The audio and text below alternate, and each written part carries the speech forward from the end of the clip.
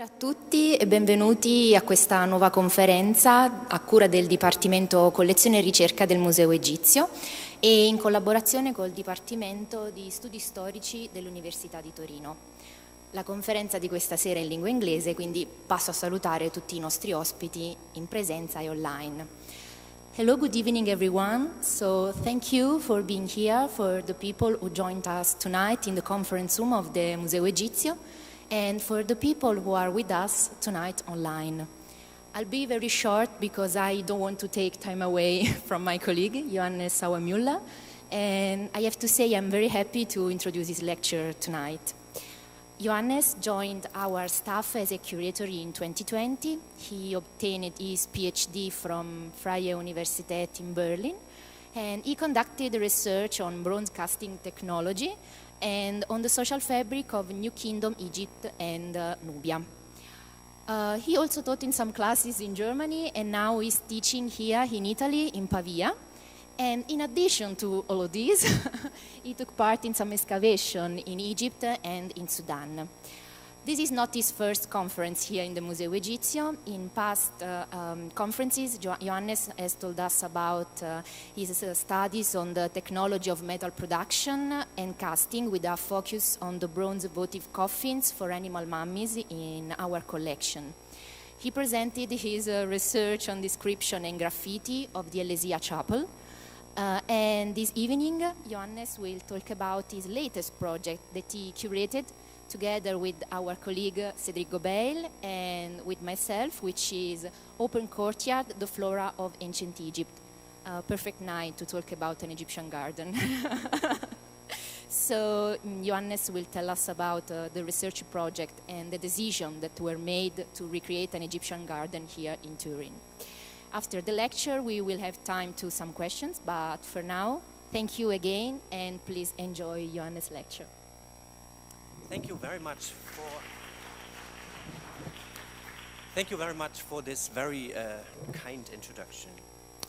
In around August 2021, our director, Christian Greco, came up with the idea to create an Egyptian-style garden in the courtyard of the Museo Egizio. The aim of this garden project was first to transform this generally unused and often rather uninviting space into something that could be appreciated by both the visitors of Turin and all our many museum visitors. Secondly, the project was to be considered a first preliminary step of many towards Museo Egizio's 200 years anniversary in 2024, with the presentation of a newly designed setting that allows visitors to learn more about ancient Egyptian landscapes and gardens at the crossroads of nature and culture. Our director tasked my colleague Cédric Gobeil and me to act as curators for this project, with Divina Gentore joining the curatorial team only shortly thereafter. My aim today is to provide you first with some insights into ancient Egyptian garden culture based on both archaeological and iconographical evidence, since this evidence also provided the basis for us curators and all other garden project colleagues, which I will briefly introduce later, to come up with a general idea as to how we would like to design the Egyptian garden in our museum's courtyard. The second part of my presentation is then devoted to this very garden, which we inaugurated on the 23rd of June this year under the motto Open Courtyard, Plants of Ancient Egypt. Tasked with the design of an Egyptian-style garden in a courtyard, we started to undertake detailed research about the garden culture of pharaonic Egypt and the many strands of evidence that inform us about plant life and plant cultivation. At this point, it has to be emphasized already that ancient Egyptian orchards, plantations, and gardens are among the oldest evidence for the use of trees, palms, shrubs, and flowers for landscaping horticultural spaces. And this based on a coherent set of considerations in terms of the garden's function and design. The ancient Egyptian lexicon comprises of several words for such horticultural settings. The most important ones are listed here. The art netchet, literally the place of trees, is the most frequent term for an orchard or tree garden. The term sh, literally lake, in our context refers to plantations or gardens around a pond or a pool, whereas a harid sh, literally that what is upon a lake, refers specifically to kitchen gardens adjacent to temples. The most common term for garden plots is hasab, which is classified with the irrigated land determinative, which in fact resembles actual flower beds. Let's now have a look at some of the gardens or plantations which have so far been archaeologically documented. The first, and also so far oldest garden in a formal temple setting was discovered in 2014 at the Valley Temple of the Bend Pyramid at Dahshur. The garden, consisting of more than 300 tree pits, predates a later stone temple. It surrounded an open space to the north of a mud brick structure.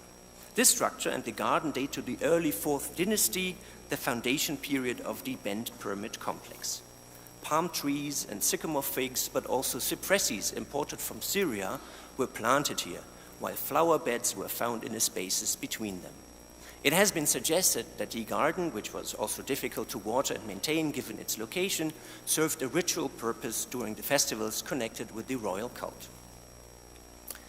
A similar setting was discovered surrounding the small cult temple at the east face of the Red Pyramid of Snofu at Dahshur. There are 2 zones with tree pits indicating the presence of a plantation, the purpose of which can not only be sought in embellishing the cultic space, but also in providing an appropriate setting for the royal rituals that were performed here. The funerary temple of Mentuhotep II at Deir el-Bahri was also equipped with a ritual garden. Flanking the central avenue leading to the ramp to the first terrace, several larger and smaller funnel-shaped tree pits oriented in lines parallel to the main axis were discovered. They were filled with a mix of dark mud and sand, providing for good growing conditions of the trees. The 4 larger trees on each side were originally planted with the sycamore figs, while remains of several tamarisk varieties were found in the smaller ones. Smaller shrubs and flowers were then also planted in a few hasab garden plots between the larger trees. Also in the neighboring Royal Memorial Temple of Hatshepsut, 2 T-shaped basins surrounded by around 42 tree pits were documented in the first court.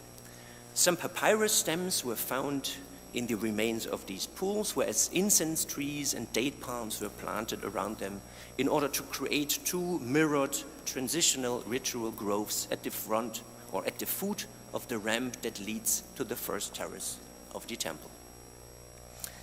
Another example of a garden in a temple setting can also be found in the first court of the memorial temple of Amenhotep Sahapu in western Thebes.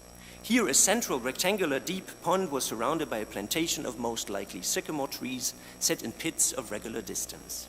We will later see other examples of such a garden design with rows of trees around a central pool. The presence of such a plantation also in a funerary or memorial temple attests to the garden's ritual character and significance. Next to the archaeological remains, there is also ample iconographical evidence for gardens and plantations in temple contexts. In the tomb of Neferhotep, Theban tomb 49, a scene depicts a grove in front of the main landing west of Karnak, just in front of the 3rd pylon of the Karnak temple. The central T-shaped basin connected to the Nile is surrounded by a row of sycamore and persea trees, while also a papyrus thicket and grape vines are present in the outer western zones. The trees are individually planted in small pits with raised borders, which facilitate their watering and maintenance. The presence of a larger garden in the southeast or towards the southeast of the temenos of the Ramesseum, the temple of millions of years of Ramesses II in western Thebes, is evidenced by a scene in the tomb of a person called Nedjemger, TT 138, who was himself the overseer of the garden of the Ramesseum in the domain of Amun. The scene is now largely destroyed, but a row of palms and trees planted on both banks of a central channel leading towards a pylon can be identified. Proper temple kitchen gardens, in which the plants, vegetables, and fruits for the cult were produced, are also known iconographically. In the tomb of Neferhotep, TT49, the orchard of the Amun temple is shown being watered with the help of so-called shadufs. A further important testimony of the kitchen garden of the Karnak temple, which was part of a larger plant-producing industry to meet the demands of the temple codes, was documented in the Tomb of Nacht, TT 161. You see it here. To the left, there is a pool with lotus flanked by papyrus thickets and a garden plot. Then we see the tomb owner inspecting flower beds that are tended by gardeners. Some storehouses, garden plots with lettuce and flax are shown to the right, surrounded by date palms and other trees. Also, vineyards were included in temple precincts. An area of such a vineyard was excavated at Tel Adaba within the enclosure of the New Kingdom Temple of Seth. Next to a wine press, there are many pits in which the wines were planted, as well as the posts for the wooden pergola inserted. As we know from many other sources, wine played an important role in temple rituals as a liquid signifying rejuvenation and rebirth. How a garden was planned and designed from the outset, we learn from a fragmentary architectural drawing in the Metropolitan Museum, New York. It shows a large body of water to the left, which is flanked by a small shrine in the upper right. The shrine, set within an enclosure wall, is surrounded by trees. Another grove is shown below. Several of the walls indicated here are labeled with their envisaged length in cubit, which is the main Egyptian measurement unit. The upper wall of the grove measures 32 cubits, which is around 17 meters. Another well-known scene to the other side of the slide was found in the tomb of the high priest of Atum called Merira at Tel el Amarna. And this scene furthermore shows a garden as an integral part of a local temple of Aton within the city.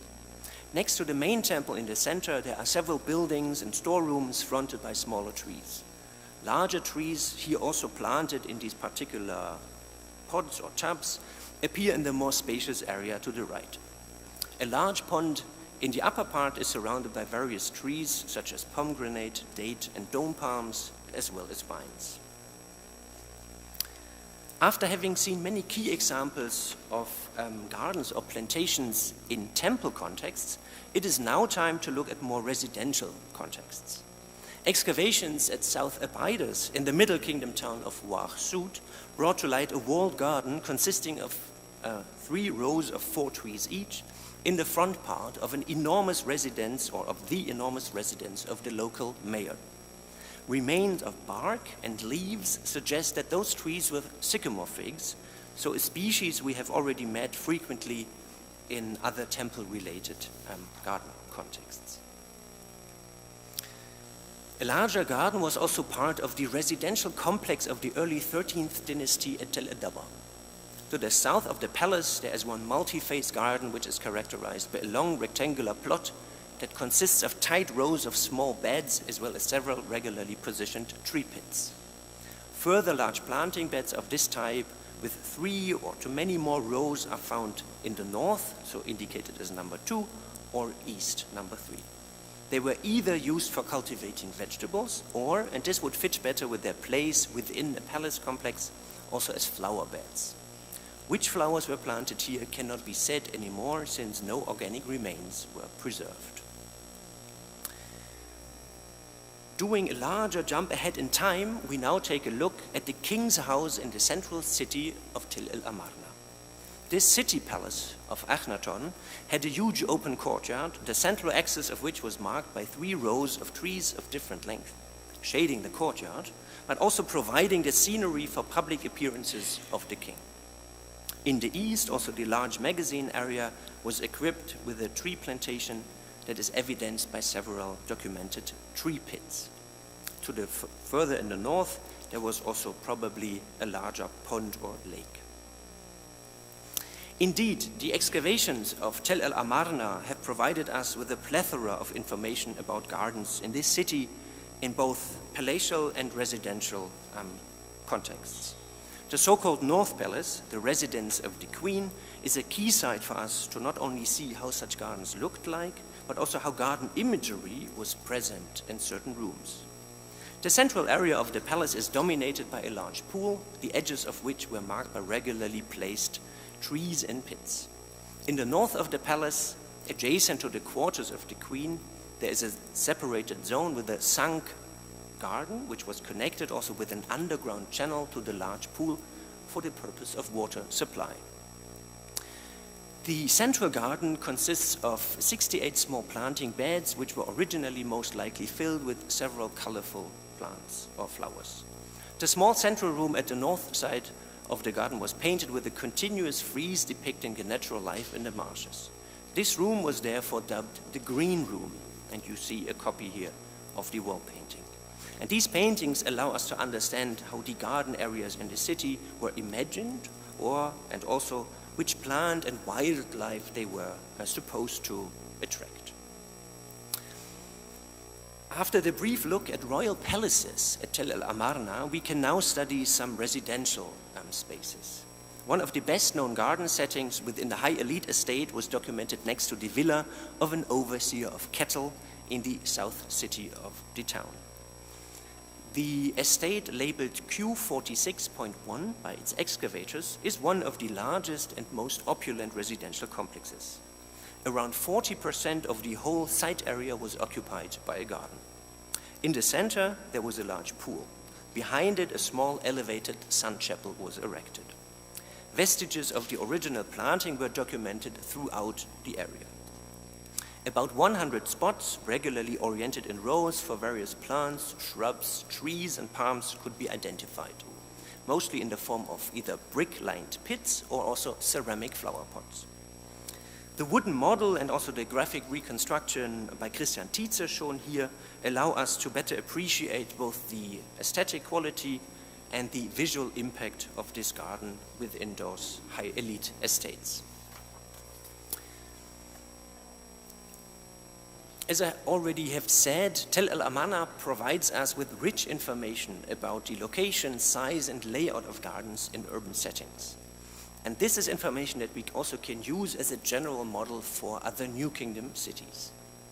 The area of the estates and houses, which is related to the social status of their owner, also has an effect, obviously, on the presence of gardens or plantations, given the available space. The smallest houses in Amarna, which were occupied by dependent personnel, do not have gardens. The estates of people belonging to the highest echelon of society were, however, equipped with huge gardens, the largest of which measured up to 4,000 to even 7,000 square meters. They had large pools, garden chapels, several rows of trees and palms, as well as vineyards. The villas of other high or also middle-class people included smaller gardens without pools, but they might possibly also have featured some kitchen garden plots.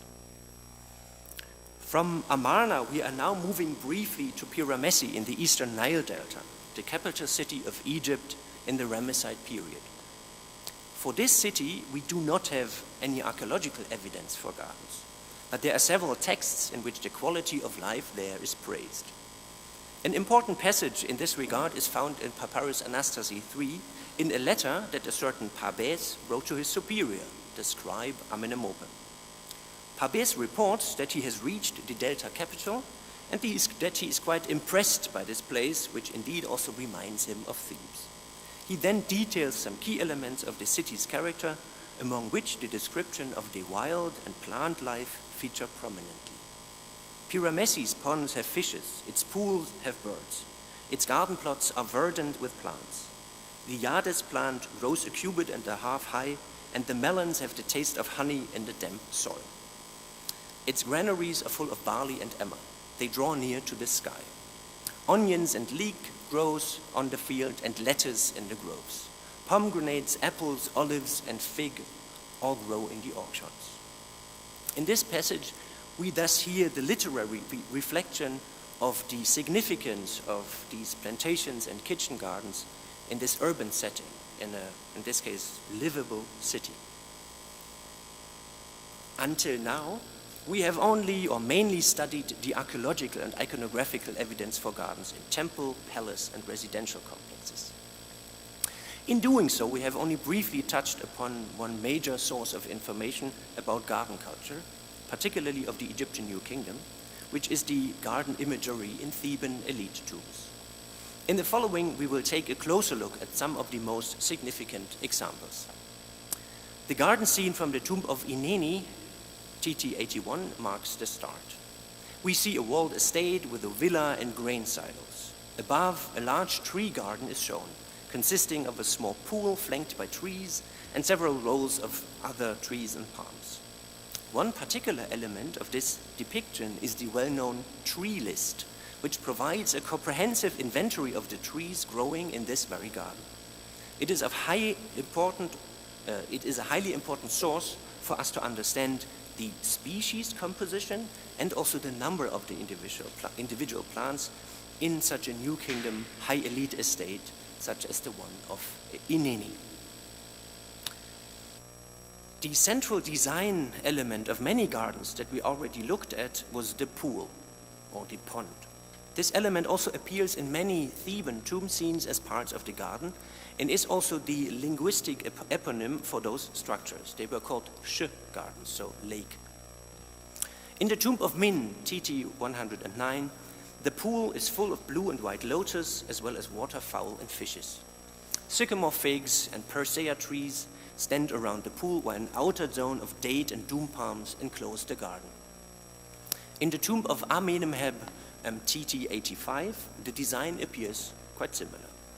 A pool with white lotus is in the center, surrounded by an inner row of persea and pomegranate, a middle row of date and doom palms, and an outer row of sycamore and common figs. The garden depiction in the tomb of Rekhmira, TT 100, follows the already seen design elements. The pool in the center is full of blue and white lotus as well as curled pondweed.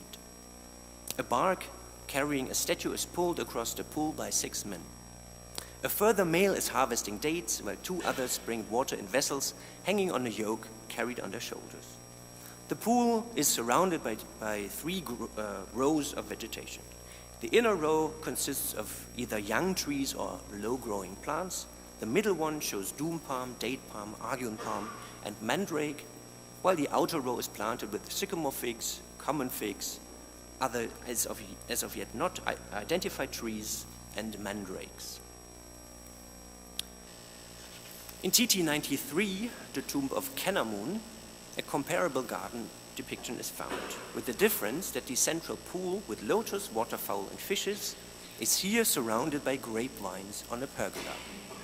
Doom palm, date palm, sycamore fig, papyrus, potentially also desert date, and Christ's thorn trees are planted around the pool, to the left of which is also are the remains of a formal garden shrine.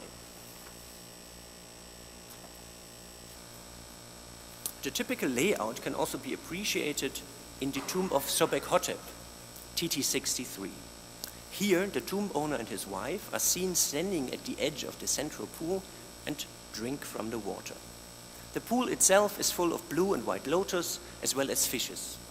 It is bordered by 2 rows of trees in the upper zone and 3 in the lower part. The trees can be identified as persea, sycamore fig, common fig, doom palm, date palm, and argun palm.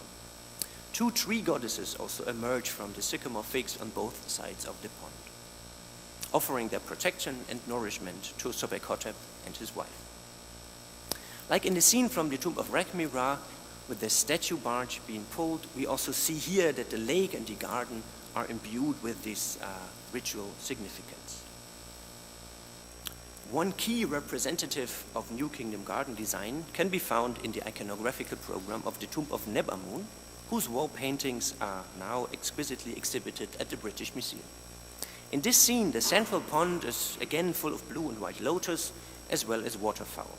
Around the water, papyrus, scented mayweed, opium poppy, and cornflower are growing. A row of persea, sycamore figs, common figs, doom palm, mandrakes, and grapevines surround the pool. The remaining parts of a tree on the left side suggest that the scene was overall originally larger. On the right, also here, a tree goddess emerges from a sycamore tree, offering food and drink to a now missing representation of Neb-Amun and his wife. All of the garden scenes that we have seen so far depict the so-called Sh gardens, so lake gardens, thus gardens whose central element is this name-giving pool. In the tomb of Senefer, TT 96, a further type of garden is depicted.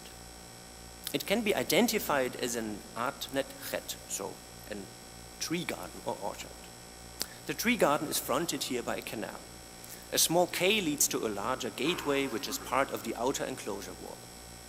The side looking towards the canal is planted with sycamore figs and 2 further types of trees.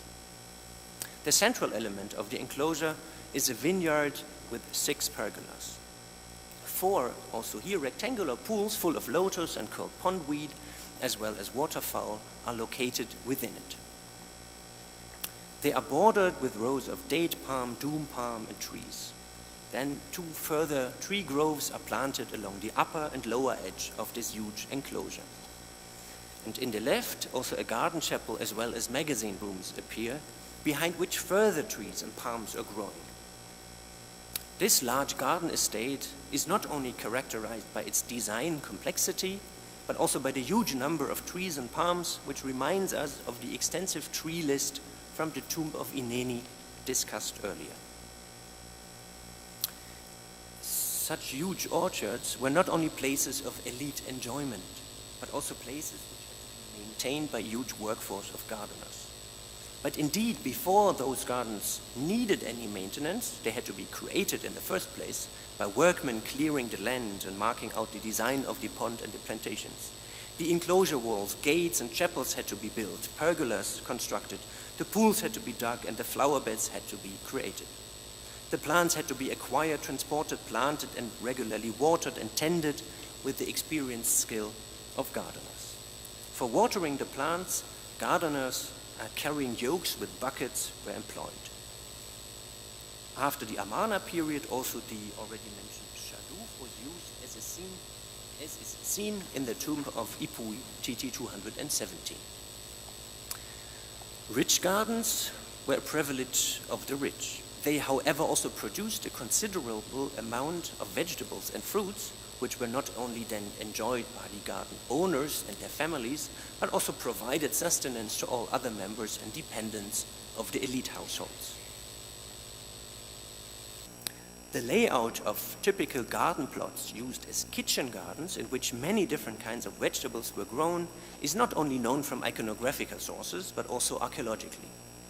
At Amarna, there are, for example, known from the workman's village and from the estate labeled L59, where the largest of those planting beds with 233 individual plots was discovered. Also at Amara West in Upper Nubia, several of those gridded style garden beds were documented.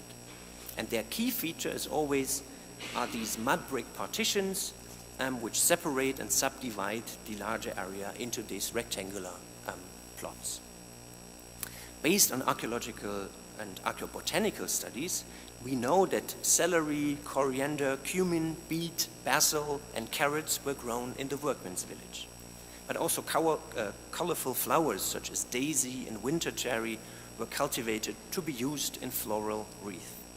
Generally, those garden beds were thus not only used to grow crop plants or useful plants, but also for religious ceremonies and as well aesthetic purposes.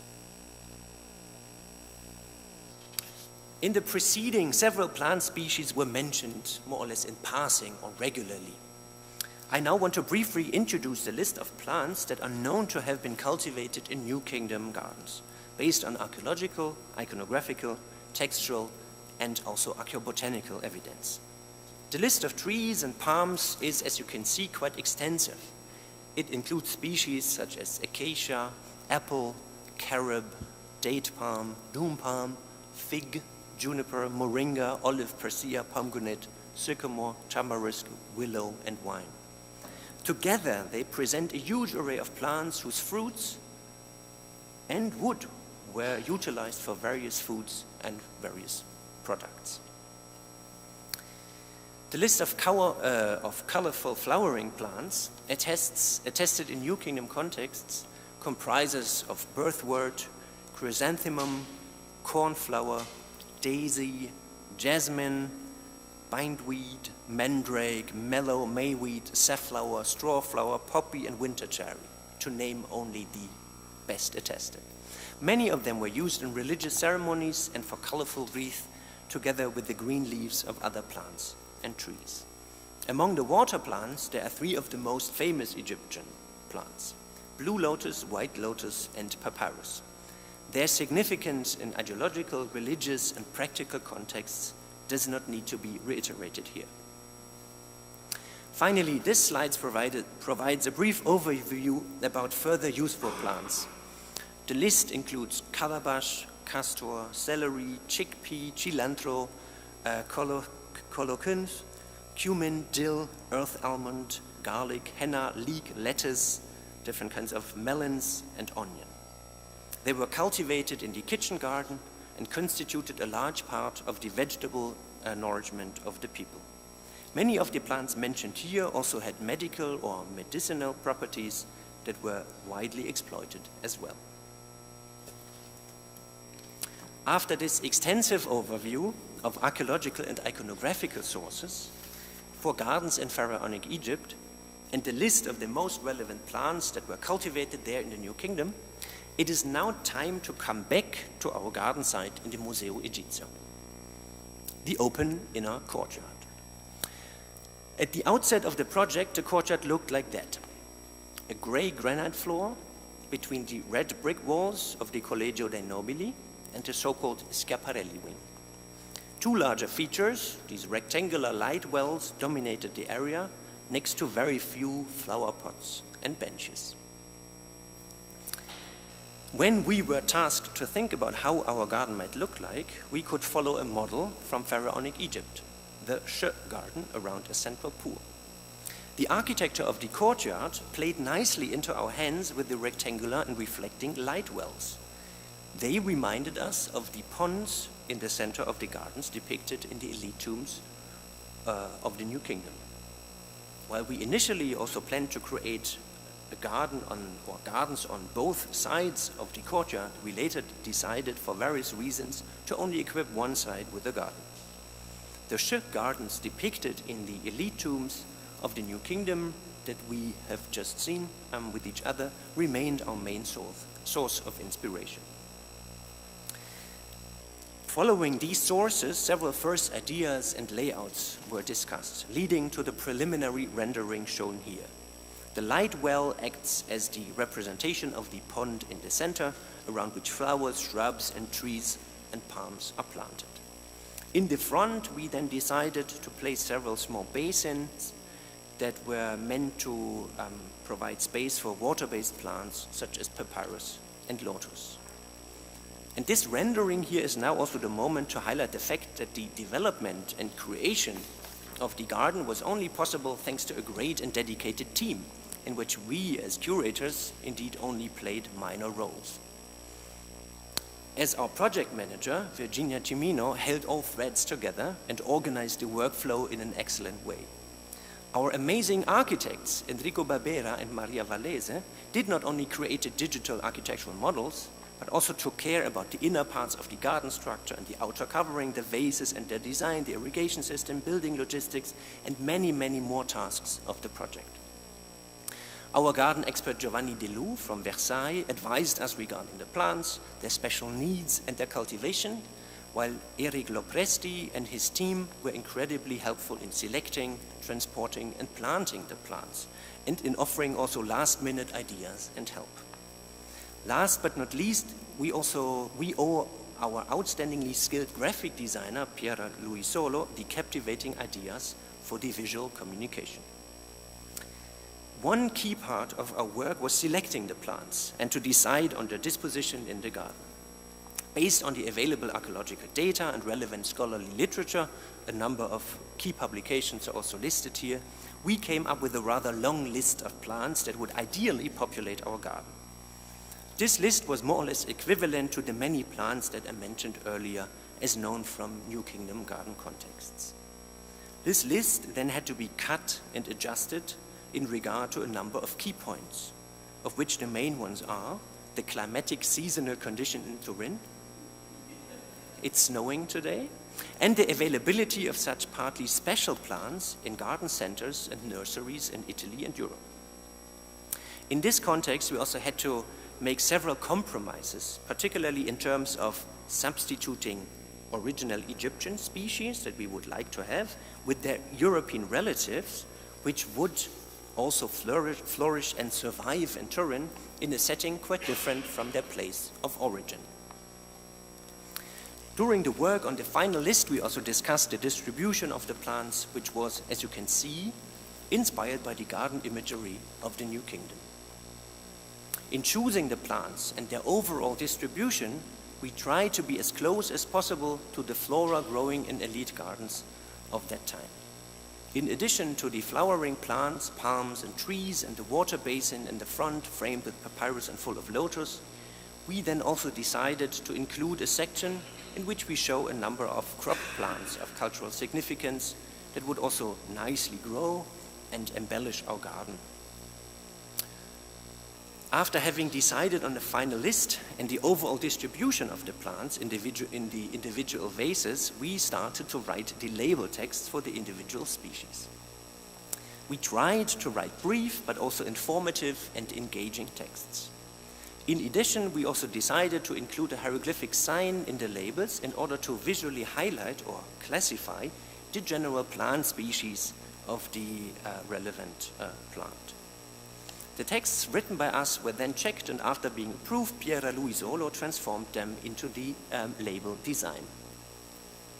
As a general motto of the garden, we came up with the following: nature, culture, and beauty merge in luscious Egyptian gardens, which are amongst the oldest evidence for the use of nature to create man-made places. Inspired by famous depictions of gardens found in the tombs of the Egyptian upper classes, and supported by archaeobotanical research, Museo Egizio presents Plants of Ancient Egypt, a green space in the courtyard of the Collegio dei Nobili, open to everyone.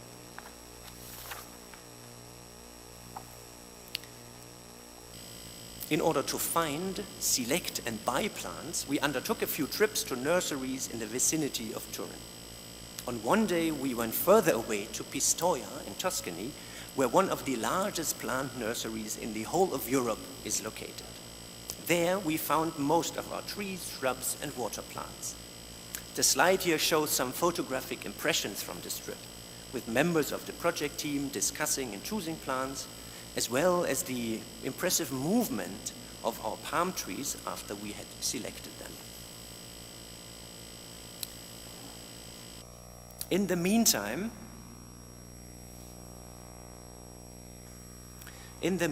the architectural setup was planned by Enrico Barbero and Maria Vallese so that the works in the courtyard could begin, which was marked by the installation of the building fence on 23rd of March.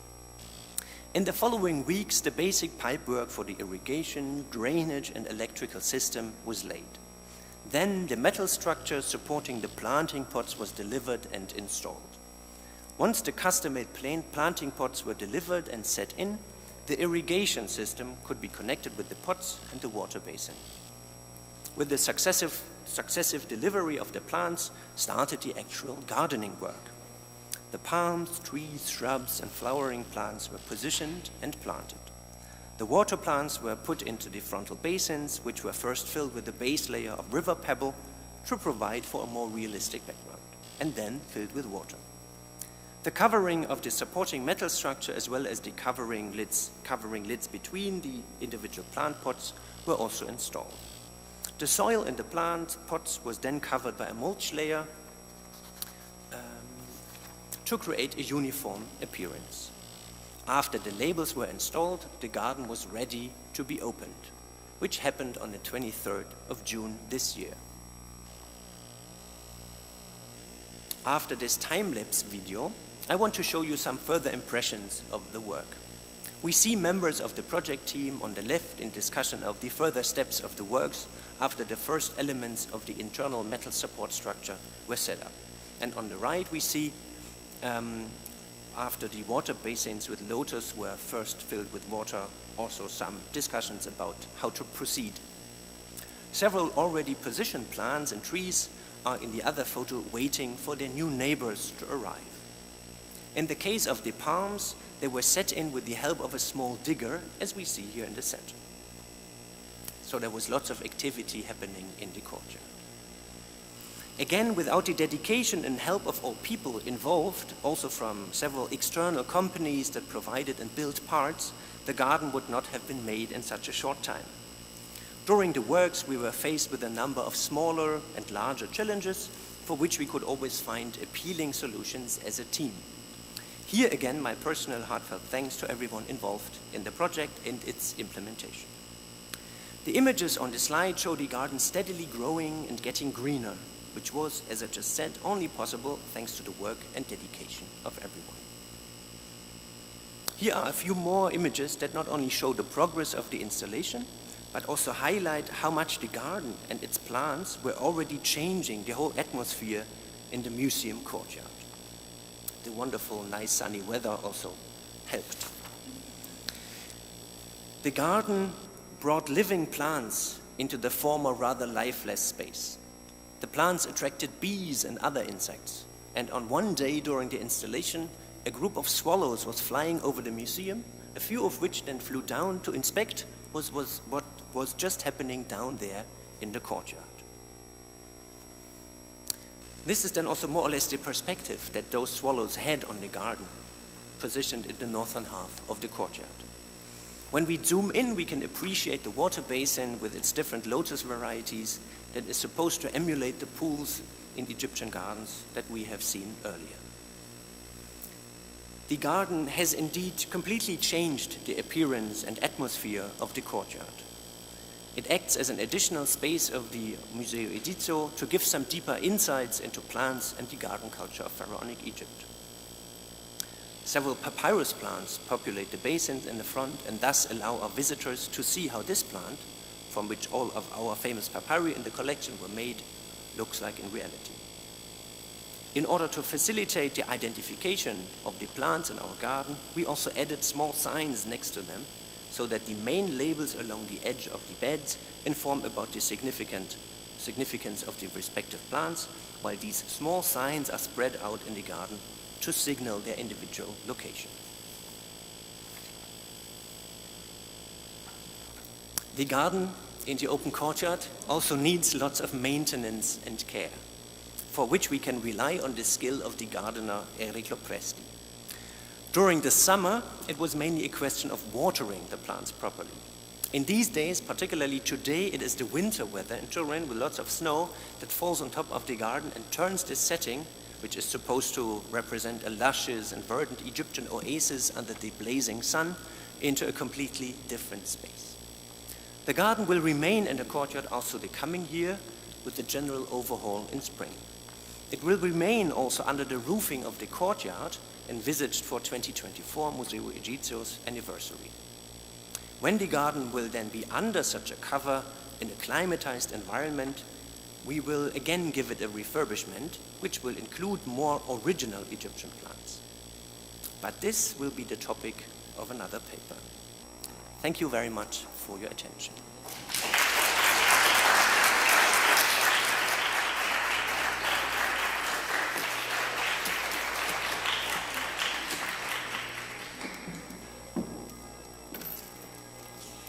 Thank you, Johannes. It was a very nice and warm lecture. And do we have any question here?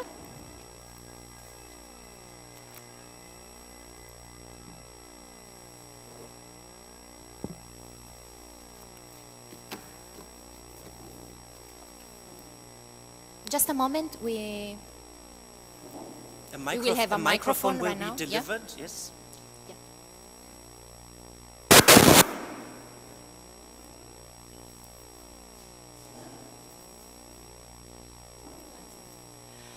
I'm just wondering, the Egyptian gardens, was the watering the only way how they could survive, or was the weather different? Was there more rain than we see nowadays? If we think about the Egyptian gardens of the New Kingdom, the climate was a bit wetter than today. So there was more potential for more rain, but in general, these climatic conditions in the New Kingdom were almost as they were today. If we would go back like 10,000 BC, in the Neolithic wet phase, obviously it would have looked very differently. What we also see in the iconography and the other documents, that indeed the watering of those gardens is a key factor, because we often see those people with the yoke on their shoulders and the vessels carrying water to the gardens. The watering question is then also related, obviously, to the location of the garden close to any kind of channel or the Nile or any other body of water. For the gardens in temple contexts, such as the Valley Temple of the Bent Pyramid, so this is a place which was quite far away from the Nile or any kind of channel. So there the idea is indeed that they were watered on a regular basis, also with the help of donkeys and proper water vessels.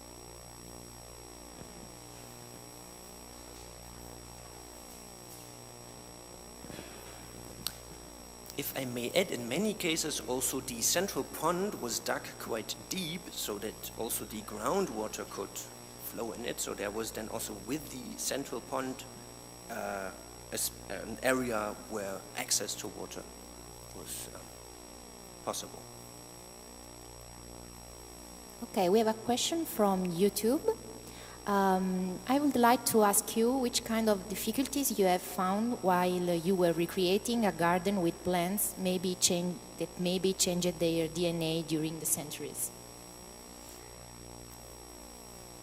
I am not an expert in plant DNA, but we were facing many difficulties more or less regarding the choice of plants. Obviously, we had this ideal list based on the archaeological, inscriptional, epigraphical evidence, but we needed to find plants or choose from this list plants that would survive in Turin, or also date palms that we could buy and would fit into the general design scheme of our garden. So indeed the biggest challenges were more or less taking compromises which original Egyptian plants we can show in our garden, so which species are also grew in ancient Egypt and can also grow in Turin. So for instance, fig trees and olive trees and apple trees, they work, but there are other plants like also sycamore figs, which were on the one hand not available in any kind of a European plant nursery, nor would also pose difficulties for their well-being, let's say, in the Turin garden. So indeed, most of the challenges were thinking and trimming down the list of plants and thinking of then also additional plants which could represent, let's say, the same idea, because we in many cases also needed to go a little bit beyond our intended focus on New Kingdom plants in order to, also in a museum, in order to show not only a very limited number of plants, but to widen also the scope of the species in our garden in order to provide a larger array of plants than we. Yes. Thanks. Someone else?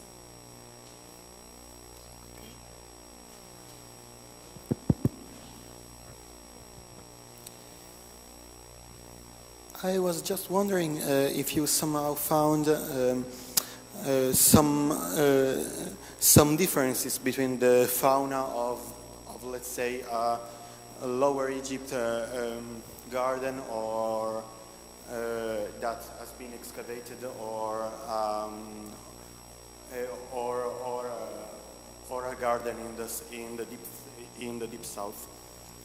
That's a very interesting question, but the answer can be quite simple, because these gardens were really man-made, culturally created spaces, so they were not naturally grown groves or forests, but the plants in those gardens were properly selected by people based on what they wanted to have in those gardens. And we also know that plants were transported in their planting containers from different locations. We also know that, for instance, the expedition of Hatshepsut to Punt, they brought back these incense trees. So there was definitely, in the moment of a new garden being planned,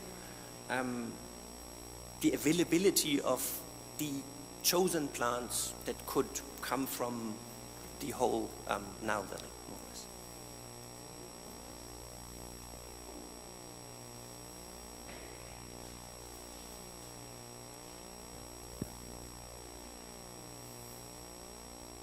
Okay, so I think that's all.